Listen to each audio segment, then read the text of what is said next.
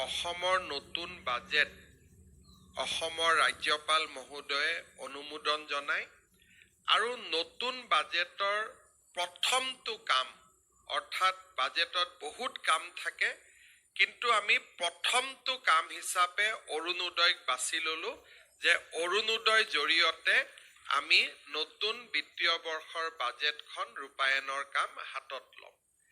আজি 1 আগষ্ট অসমৰ 37 লাখ মাতৃয়ে খন্তেক সময় পিছতেই তেওঁলোকৰ বেংক একাউণ্টত অৰুণোদয়ৰ যি পুঁজি সেই পুঁজি লাভ কৰিব আৰু ইয়াৰ পিছত প্ৰতি মাহতে আমাৰ এই পুঁজি নিয়মিতভাৱে আপোনালোকৰ বেংক একাউণ্টলৈকে হস্তান্তৰ হ'ব। এইবাৰ অৰুণোদয় বেংক একাউণ্টৰ লগত আমি আধাৰক সংলগ্ন কৰিছোঁ। বহু সময়ত আমি দেখা পাইছিলোঁ যে অৰুণোদয় হিতাধিকাৰীসকলক আমি যেতিয়া টকা পঠিয়াওঁ বিভিন্ন কাৰণত বহু মহিলাই আমাক আপত্তি কৰে যে আমি অৰুণোদয় ধন পোৱা নাই। কেতিয়াবা আপোনালোকৰ বেংকৰ যদি ডিটেইলছ বা বেংকৰ একাউণ্ট বা ATMৰ নম্বৰ আপোনালোকে যদি আন কোনোবা ব্যক্তিক দি থৈ দিয়ে তেতিয়া তেওঁলোকেও এই টকা বেংকৰ পৰা উইথড্ৰ কৰি লৈ যাব পাৰে। সেইকাৰণে এইবাৰ আমি আধাৰক বেংক একাউণ্টৰ লগত সংলগ্ন কৰিছোঁ যাতে একাউণ্ট হোল্ডাৰ আৰু অৰুণোদয় মাতৃগৰাকী নিশ্চিতভাৱে একেগৰাকীয়ে ব্যক্তি হ'ব পাৰে। কেতিয়াবা নাম বেলেগ হয়, একাউণ্ট বেলেগ হয়। আমি যেতিয়া ফোন কৰি সুধো যে বাইদেউ আপুনি অৰুণোদয় পাই আছেনে, মহিলাগৰাকীয়ে কয় আমি অৰুণোদয় পোৱা নাই, কিন্তু মহিলাগৰাকীৰ নাম অৰুণোদয়ত গৈ আছে। তেতিয়া আমি গম পাওঁ যে যেতিয়া আমি প্ৰথম অৰুণোদয় ফৰ্ম ফিল আপ কৰিছিলোঁ নামটো আমাৰ থাকিলে বেংক একাউণ্টটো ফিল আপ কৰা মানুহজনে হয়তো নিজৰ বেংক একাউণ্টটো দি দিলে। তেতিয়া আমি মাহত টকা দি আছোঁ কিন্তু ক'ৰ তাত পাই আছে যে যিটো একাউণ্টৰ নম্বৰ দিছিলে তাত পাই আছে। লাহে লাহে আমি বেংক আৰু একাউণ্টৰ নাম আৰু মহিলাগৰাকীৰ নাম একে আছে নে নাই তাক পৰীক্ষা কৰা আৰম্ভ কৰিলোঁ। বহুবিলাক আমাৰ খেলি মেলি দূৰ হ'ল। এইবাৰ আমি আধাৰৰ লগত ইয়াক যেতিয়া সংলগ্ন কৰিলোঁ ভৱিষ্যতে আমাৰ বেংক একাউণ্টটো হ'ল, নামো একে হ'ল, আধাৰ তাৰ লগত থাকিলে এতিয়াৰ পৰা অৰুণোদয় নামত কোনেও খেলি মেলি কৰিব নোৱাৰিব আৰু যাৰ বাবে এই ধন প্ৰদান কৰা হৈছে তেওঁলোকৰ বেংক একাউণ্টতে এই পুঁজি পাবগৈ। এইবাৰ যিহেতু আধাৰৰ লগত আমি বেংক একাউণ্ট সংলগ্ন কৰিছোঁ, কিছু মহিলাৰ আধাৰ সংলগ্নকৰণৰ প্ৰক্ৰিয়া এতিয়াও শেষ হোৱা নাই। সেইকাৰণে আমি অৰুণোদয় হয়তো আজি আমি দিলে 15-20 হাজাৰ মহিলাৰ বেংক একাউণ্টত নাযাব পাৰে, কিন্তু আধাৰৰ সংলগ্ন কৰাৰ প্ৰক্ৰিয়া চলি আছে আৰু আপোনালোকৰ এই প্ৰক্ৰিয়াত যাতে সহায় হয় তাৰ কাৰণে এইবাৰ আমি এজন অৰুণোদয় সাৰথী প্ৰত্যেক সমষ্টিতে নিযুক্তি কৰি দিম। যেতিয়াই আপোনালোকে অৰুণোদয় কোনোবা মাহত কিবা কাৰণে নাপাব আপোনালোকে সেই অৰুণোদয় সাৰথী গৰাকীক সাক্ষাৎ কৰিব পাৰিব। তেওঁৰ নাম, মোবাইল নম্বৰ আমি গোটেইখিনি প্ৰচাৰ কৰি দিম আৰু তেওঁলোক আমাৰ সমষ্টিৰ ব্যক্তি হ'ব।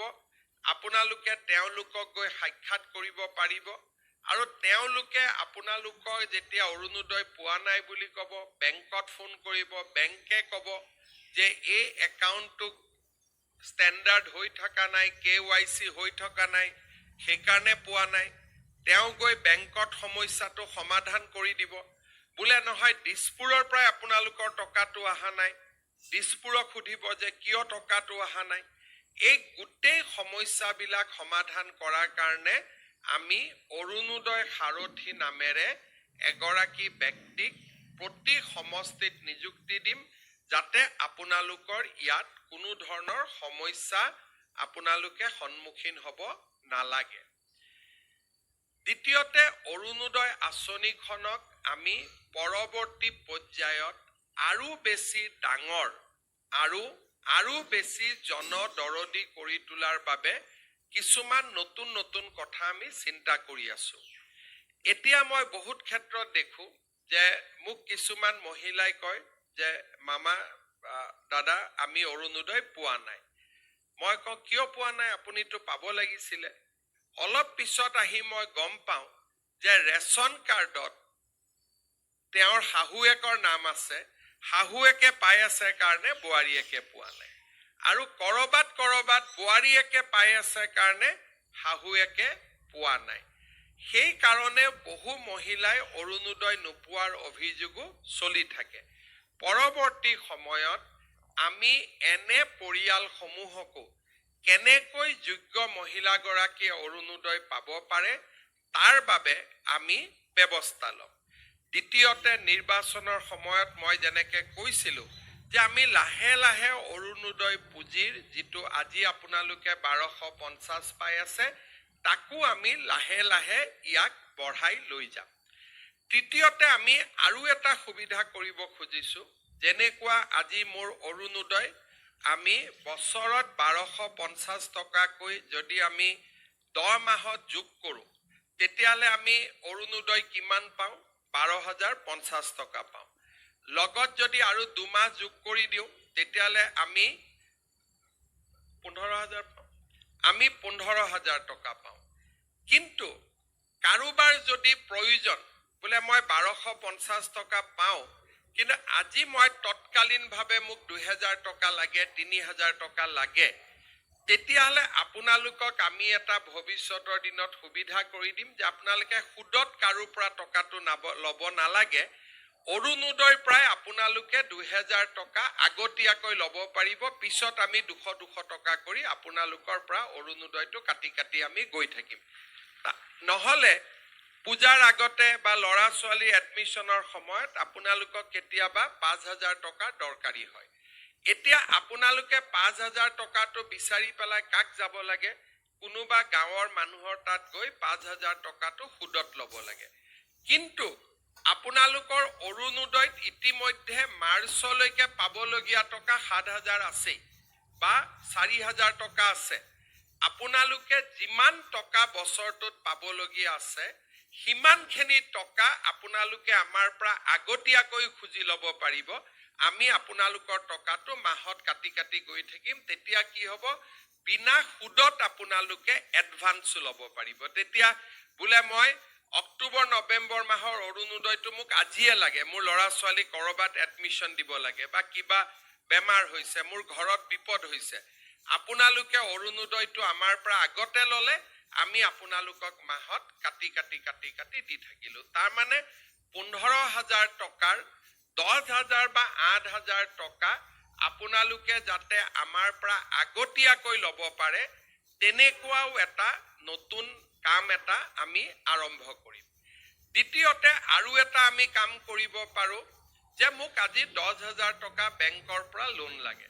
আপোনালোকে 10,000 টকা বেংকৰ পৰা লোন ল'লে আৰু আমি বেংকক কম লোনটো বাইদেউজনে নিজে ঘূৰাই নিদিয়ে, অৰুণোদয়ৰ পৰা 500 টকা কাটি থাকক। তাৰ মানে 10,000 টকা লোন পালে 500 টকা অৰুণোদয়ৰ পৰা কাটি থাকিলে আৰু আপোনালোকে 10,000 টকাটো নিজৰ যি কামত লাগে তাক আপোনালোকে ব্যৱহাৰো কৰিব পাৰিলে। তাৰ মানে অৰুণোদয় টকা আগতীয়াকৈ লোৱা বা অৰুণোদয়টো বেংকক মৰ্টগেজ দি বেংকৰ পৰা লোন লোৱা, যেনেকে চাকৰিয়াল বিলাকে লোন লয় আৰু দৰমহাৰ পৰা কাটি গৈ থাকে, তেনেকে অৰুণোদয়টোকো আমি এটা পৰ্যায়লৈকে লৈ যাব খুজিছো যে অৰুণোদয় টকাটো বেংকে কাটি থাকিব অকণমান টকা ইনষ্টলমেণ্টত আৰু আপোনালোকে তাক এটা লোন ল'ব পাৰিলে বেংকৰ পৰা। তেনেকে লোন লোৱা আৰু এডভান্স লোৱা, এই দুইটা আঁচনিও আমি অৰুণোদয়ত সন্নিৱিষ্ট কৰিম লাহেকৈ। তৃতীয়তে অৰুণোদয়ৰ হিতাধিকাৰী সংখ্যা বঢ়াম আৰু চতুৰ্থতে আমি অৰুণোদয়ৰ পুঁজিও আমি লাহে লাহে বৃদ্ধি কৰি গৈ থাকিম যাতে ই আপোনালোকক সহায় কৰিব পাৰে, ই আপোনালোকক বিপদৰ সময়ত সহায় কৰিব পাৰে।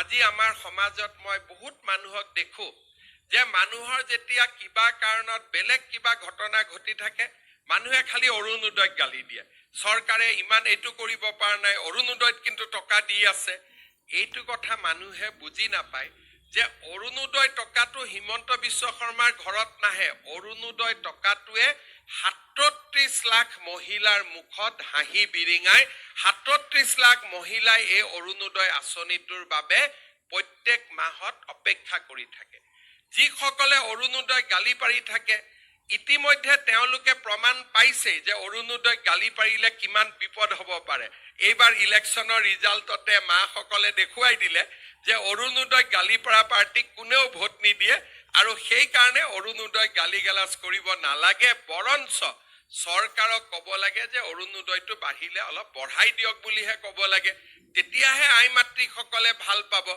তাকে নকৰি বহুত মানুহে খালি মুক্ত গালি পাৰিব নোৱাৰে তেতিয়া অৰুণোদয়টোক গালি পাৰি থাকে এই কথাটো মই মানুহক অনুৰোধ কৰিম যিসকলে অৰুণোদয়ক বেয়া পায় অৰুণোদয়ে কিমান মানুহৰ জীৱনলৈ পৰিৱৰ্তন আনিব পাৰে কিমান মহিলাই অৰুণোদয়টোৰ কাৰণে ঘৰত সন্মান পাইছে কিমান মহিলাই অৰুণোদয়ৰ কাৰণে ঘৰত সন্মানেৰে আজি ঘৰটোৰ বা ঘৰখনৰ সমৃদ্ধিৰ কাৰণে বা ঘৰখন আগুৱাই যাবৰ কাৰণে বৰঙণি যোগাব পাৰিছে তাক অৰুণোদয় মহিলাসকলৰ লগত কথা নাপাতালৈকে ইয়াক বুজি পাব পৰা নাযায় আজি আপোনালোকে চাওক যে আমাৰ অৰুণোদয়ৰ ৩৭ লাখ মহিলা আছে সকলোৰে মনত ইচ্ছা আছে যে শিৱসাগৰ বানপানীৰ কাৰণে আমিও কিবা এটা কৰিব পাৰো নেকি চৰাইদেউত গৈ আমিও কিবা এটা দিব পাৰো নেকি